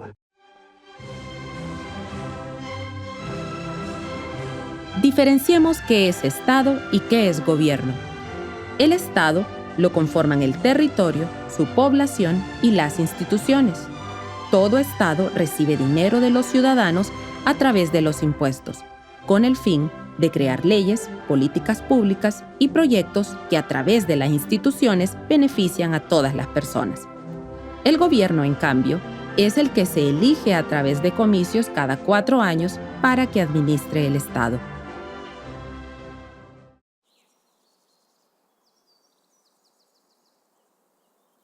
Actualmente estoy como coordinadora general a nivel nacional, coordinando los 8 regiones que tiene Codinca. Esa es mi gran responsabilidad, que funcione esta gran organización a nivel nacional. Y yo creo que yo tengo una tarea sobre mi cerebro y mis hombros, el hecho de que esta gran organización pues quede más fortalecida al momento de que me toca entregar mi cargo y trasladar a otra compañera esta responsabilidad. Pero también es una responsabilidad con el país, es un compromiso con esta casa común, con esto que nos rodea a nosotros y a nosotras. Hay que recordar que la democracia ya no es que la gente escoja a quién va a ejercer el poder en nuestro nombre y representación. La democracia implica que la gente ejerza directamente ese poder en su territorio, porque estas personas son las que saben cómo está su territorio, y no puede ser que desde un Congreso Nacional, desde Tegucigalpa, se decida lo que va a pasar en ese territorio. Cuando hablamos de soberanía popular, estamos hablando de eso. Históricamente, Codinca ha venido haciendo un trabajo de incidencia política a nivel nacional, a nivel territorial, con las municipalidades, con el Congreso Nacional, con la Corte misma. Hemos presentado varias políticas públicas, como la de reforma agraria con equidad de género para la soberanía alimentaria y el desarrollo rural, y la ley de crédito solidario para las mujeres del campo. Son 6 años que hemos venido liderando incluso el Programa Nacional de Crédito Solidario, y hasta este momento el Estado no ha sido capaz, no existe voluntad política para organizar el fideicomiso y que las mujeres puedan accesar a este crédito. Nosotras hemos dicho que este es un Estado que le hace falta la institucionalidad, que hace falta esa voluntad política de querer resolver estos problemas estructurales, el hambre, la pobreza. Que una democracia tenía que ser aquella donde ningún ciudadano tuviera tanto dinero para comprar la dignidad de otro, y ningún ciudadano tuviera tan poco que tuviera que venderse. Pero nosotros vemos que en las elecciones algo que se ha expandido y es producto de esa base material precaria es esta compra de votos, que es una de las prácticas más perversas que tiene este sistema, que ni siquiera está legislada, no es delito. Personas que andan ahí repartiendo dinero deberían ser un delito penal, electoral penal, porque eso no solo es el hecho de la misma democracia y del voto y del fraude, no, es un hecho que destruye la dignidad de la persona. ¿Qué implica ser un Estado de Derecho y una democracia? Y en primer lugar, no todo Estado es un Estado de Derecho. porque para que un Estado sea de derecho se requiere que se cumplan al menos 4 elementos. En primer lugar, el imperio de la ley, que significa que todos y todas somos iguales ante ella y que todos y todas estamos sometidas ante ella. Yo creo que nadie con 3 dedos de frente podrá decir que en Honduras se respeta el imperio de la ley. El segundo elemento es la separación de poderes, que donde se han erosionado los pesos y contrapesos en Honduras. Yo creo que también es claro que en Honduras no hay separación de poderes, mucho menos del Poder Judicial. El tercer elemento es el control de la legalidad, es decir, que existan instituciones que cumplan con su función de controlar las ilegalidades del poder público, las acciones y omisiones que son contrarias a la Constitución y al resto del ordenamiento jurídico. Y obviamente ese elemento tampoco se cumple. Y en cuarto lugar es la garantía de los derechos humanos. Pero cuando vemos, por ejemplo, informes de la Comisión Interamericana, de la Oficina del Alto Comisionado de Naciones Unidas, donde señalan que la situación de derechos humanos es grave en el país, es obvio también señalar que ese cuarto elemento no se cumple. Por tanto, Honduras es un Estado con leyes y algunas pueden ser buenas, pero no puede ser catalogado como Estado de Derecho porque no cumple con estos 4 elementos: imperio de la ley, separación de poderes, control de la legalidad y garantía de los derechos humanos. Porque hay una infinidad de programas que se supone que son para reactivación del agro y nosotras hemos hecho miles de propuestas, argumentadas con estudios de cuál era la situación de las mujeres rurales en Honduras. Y en ese sentido, presentamos una propuesta a la SAC y simplemente al final nos dijeron que no nos podían apoyar con los fondos FIRSA, por ejemplo, porque las mujeres no tenían tierra y necesitaban que las mujeres tuvieran alrededor de 7 hectáreas de tierra. No tienen una, van a tener 7. No tienen a dónde vivir, van a tener 7.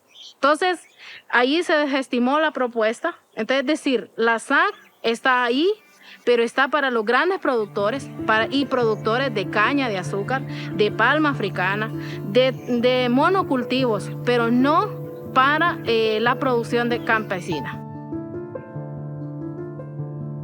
Los fondos del Fideicomiso para la reactivación del sector agroalimentario de Honduras se crearon con 1.500 millones de lempiras para apoyar a las micros, pequeñas y medianas empresas agrícolas en Honduras. El campo más bien pide a gritos que necesita que se reinviertan ellos.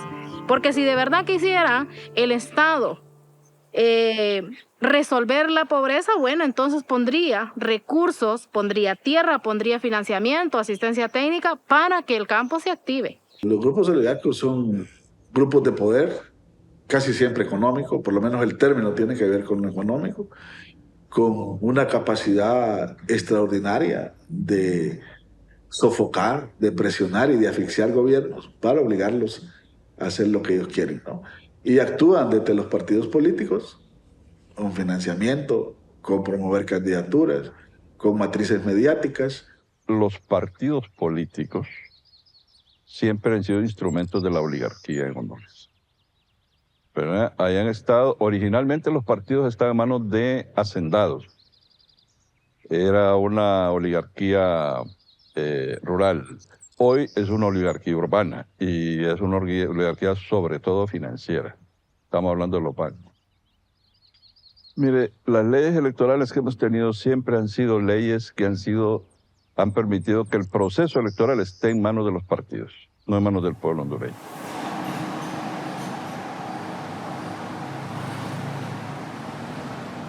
El financiamiento electoral es uno de los elementos consustanciales para hablar del origen de la corrupción. Algunos le llaman a esto el pecado original de la corrupción. El pecado original de la corrupción está en el financiamiento. El caso Pandora debe hacernos reflexionar a todo, a la clase política, a la clase económica. Prácticamente los partidos que estaban activos en ese entonces se coludieron para poder sustraer dinero del Estado y poder financiar sus campañas políticas.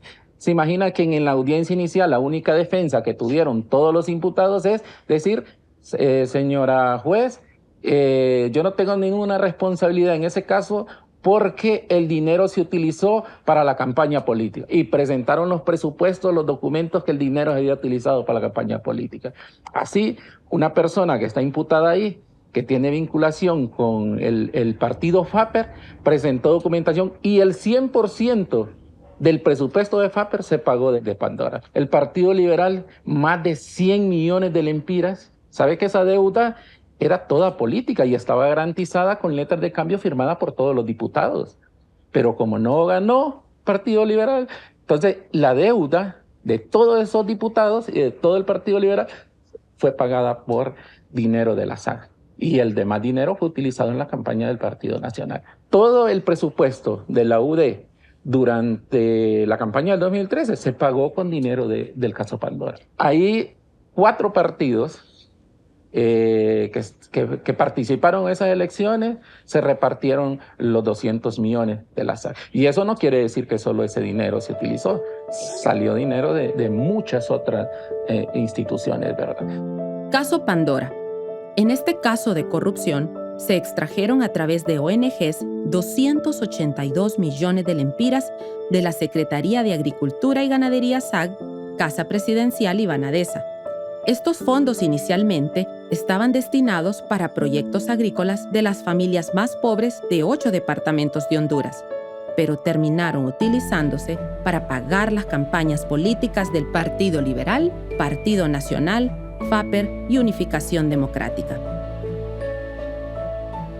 El Estado ha querido mantener alejada a las personas físicas, a las personas individuales o a los colectivos de personas, alejadas de la participación y de la apropiación de identificarse como víctimas en las acciones de corrupción. Nosotras hemos dicho que vivimos una tercera pandemia, no solo la del COVID-19, sino también la de la corrupción. Y eso es precisamente que pues recursos que estaban destinados para la producción agrícola, para la reactivación del agro hondureño, pues fueron colocados, digamos, en los bolsillos de unos cuantos para objetivos personales. Codimca se plantea y dice, bueno, esos 200 millones iban para muchas de nuestras miembros de la organización. Y por lo tanto la afectación es directa, los convenios ahí están, iban para estas zonas y aquí están las personas que posiblemente iban a ser beneficiadas. Entonces se plantea y dice, bueno, yo voy a exigirle al Estado que me reconozca como víctima y yo voy a impulsar la denuncia por las afectaciones de la corrupción. Entonces ahí se da un paso importante en esta, digamos, nueva tendencia que hay de analizar conjuntamente las violaciones a derechos humanos y la corrupción. La corrupción tiene unos efectos que no solo es la apropiación del bien, de los fondos como tal, sino que esos fondos iban destinados a personas y que esas personas tienen un proyecto de vida y que ese proyecto de vida ha sido afectado. Nosotras no es solamente esta demanda que hemos colocado a la Corte Suprema de Justicia en Honduras, que es por el caso Pandora, sino más bien en el 2019 presentamos un recurso de inconstitucionalidad por los recursos que puso el gobierno en manos de los militares. Hemos venido haciendo todo un proceso de demanda, pero también de denunciar y de destapar la corrupción que existe en un sistema de gobierno que no respeta los derechos humanos y que no cumple derechos humanos. Junto con otras organizaciones presentamos esta demanda a la Corte, de la cual ya tuvimos un fallo que fue en contra nuestra. Ya lo esperábamos, ya lo sabíamos. No esperábamos lo contrario de un régimen que es dictador, que no está ahí para resolver problemas, sino está ahí más bien para ser generador de problemas. Pero de todos modos hay 2 documentos que señalan que es una autocracia. El informe del Servicio de Investigaciones del Congreso y también el índice Bertelsmann, que tiene que ver con la transformación hacia la democracia, que literalmente dice, abro comillas, en los últimos 14 años, Juan Orlando Hernández ha convertido a Honduras en una autocracia, cierro comillas. Y como decía anteriormente, las autocracias se caracterizan por el control de toda la institucionalidad en manos de una persona, y los más comunes son las monarquías absolutas y las dictaduras. Obviamente nos encontramos ante una dictadura. Lo único que nos está quedando el campo es un campo desolado, es un campo más pobre, es un campo con alta pobreza y con alta violencia. Entonces, nuestra gente incluso se tiene que ir para fuera del país. Hemos visto cómo se van caravanas de Honduras.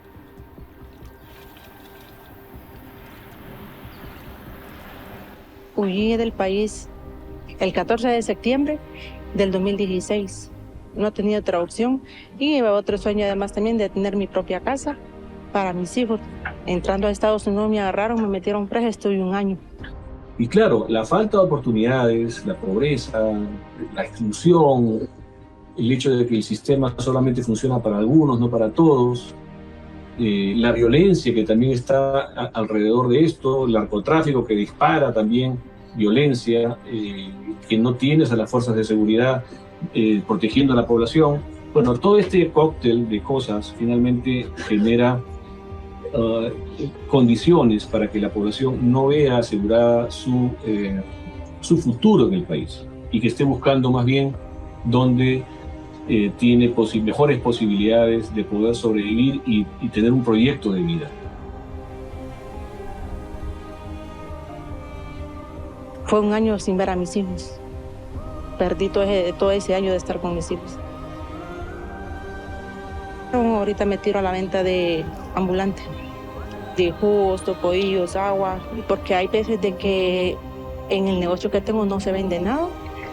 Hay veces de que solo se venden 20, 30 lempiras y es donde uno se achicopala y entonces se le baja la moral y es donde uno piensa en irse. Es lo más que se le viene a la mente, en irse, en unir nuevamente, en buscar otra opción, buscar puertas abiertas, porque aquí en tu propio país todas te las cierran por no tener un papel avalado por el gobierno.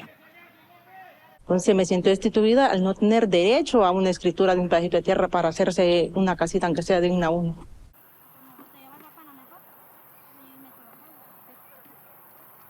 Siendo hondureña me siento despojada de mi propio país.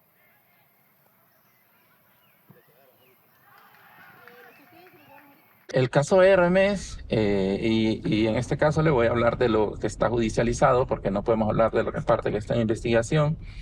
Se trata de dinero sustraído del Estado a través de una empresa de maletín. Fíjense que esta empresa de maletín apareció en el caso Pandora. Y en el caso Pandora apareció en una cuenta, la solicitamos, y vemos que en esa cuenta se han movido 122 millones. Cuando empezamos a averiguar de qué se trataban esos 122 millones, miramos que todos procedían de Casa Presidencial.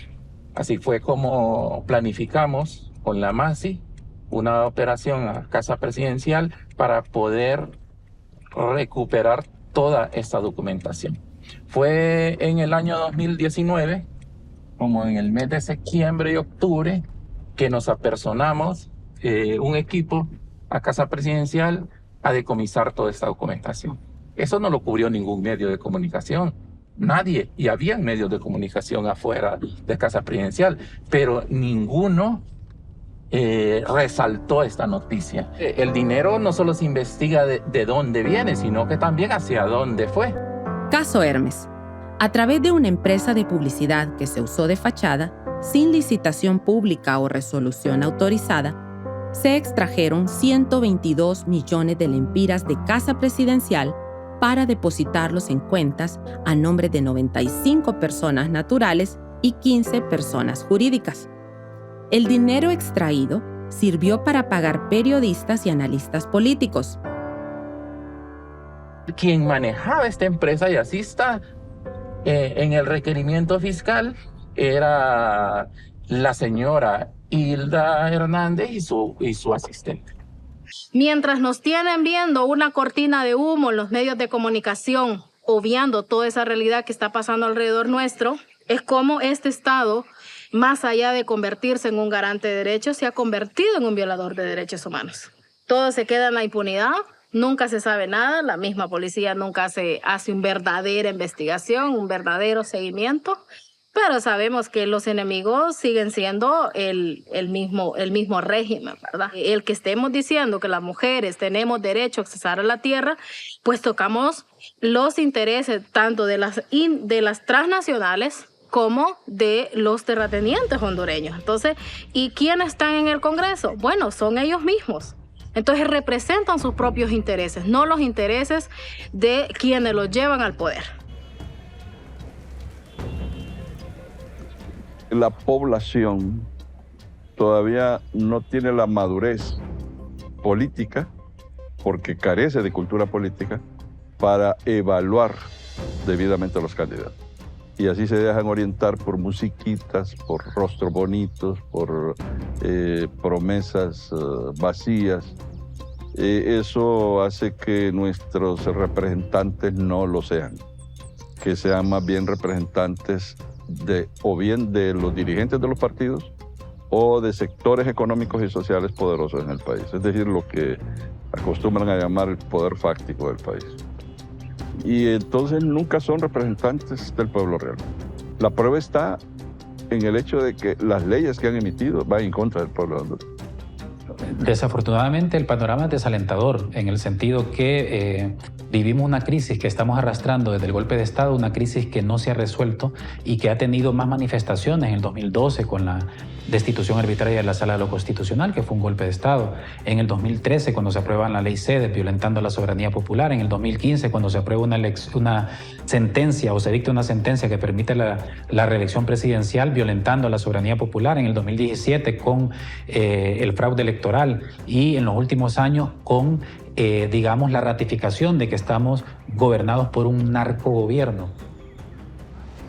Una democracia donde además de hambre la gran población anda con miedo, no tiene sentido. No sirve, se vuelve inútil, se vuelve espuria, se vuelve un cascarón vacío.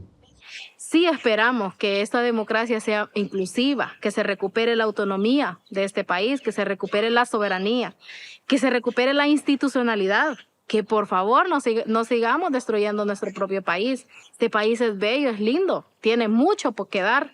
Si así como tenemos agua, tenemos tierra, tenemos muchas cosas, este país no fuera pobre. Pero lastimosamente, cuando las ideas mezquinas están presentes, difícilmente los ideales comunes pueden trascender. Yo creo que es eso, porque recuperar un país significa que la estructura cambie, que la política sucia que hay cambie. Eso. Recuperar la credibilidad, porque ahora no se cree en absolutamente nadie. Yo creo que la esperanza radica en los territorios, porque hay un montón de resistencias. La gente está resistiendo. Hay resistencias diversas. Uno de los problemas es que son diversas y están dispersas. El desafío es cómo articular esas resistencias que están vivas en los territorios, pero que están dispersas. Son diversas, ricas, dan muchísimo ejemplo, muchísima esperanza, pero necesitamos ese hilo conductor que nos pueda articular para poder recuperar el Estado y reconvertirlo o regresarlo a su función instrumental de garantizar la dignidad humana.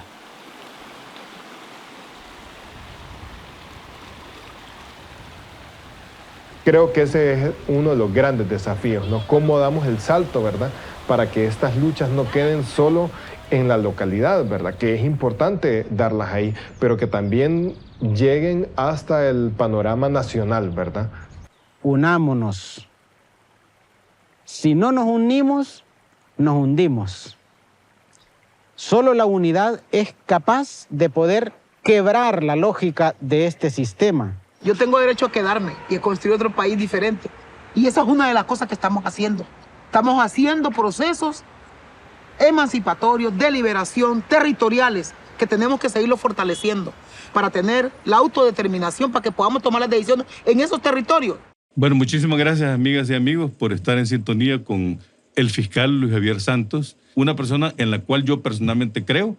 Y si tuviésemos a Luis Javier Santos en sintonía con muchos otros defensores y defensoras de derechos humanos comprometidos políticamente, con buena voluntad, pero con compromiso político, creo yo que el futuro se abre de cara a romper con las redes de corrupción e impunidad y avanzar hacia un escenario en donde, como dije al comienzo, podamos tener institucionalidad que responda a los enormes desafíos por construir democracia y Estado de Derecho.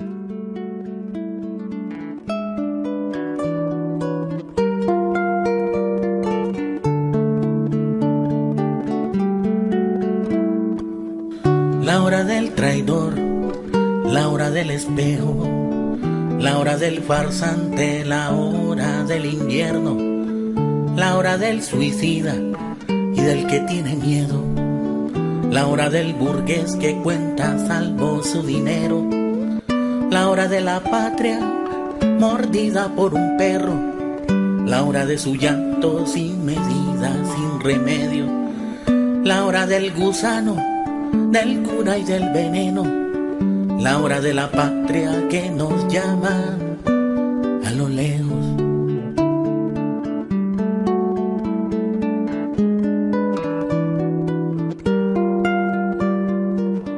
La hora del que miente con labios y veneno, la hora de los cuernos, la hora del infierno, la hora de la ley mojada en excremento, la hora de la justicia, conveniencia del dinero, la hora de la patria mordida por un perro, la hora de su llanto sin medida, sin remedio, la hora del gusano, del cura y del veneno, la hora de la patria que nos llama a lo lejos.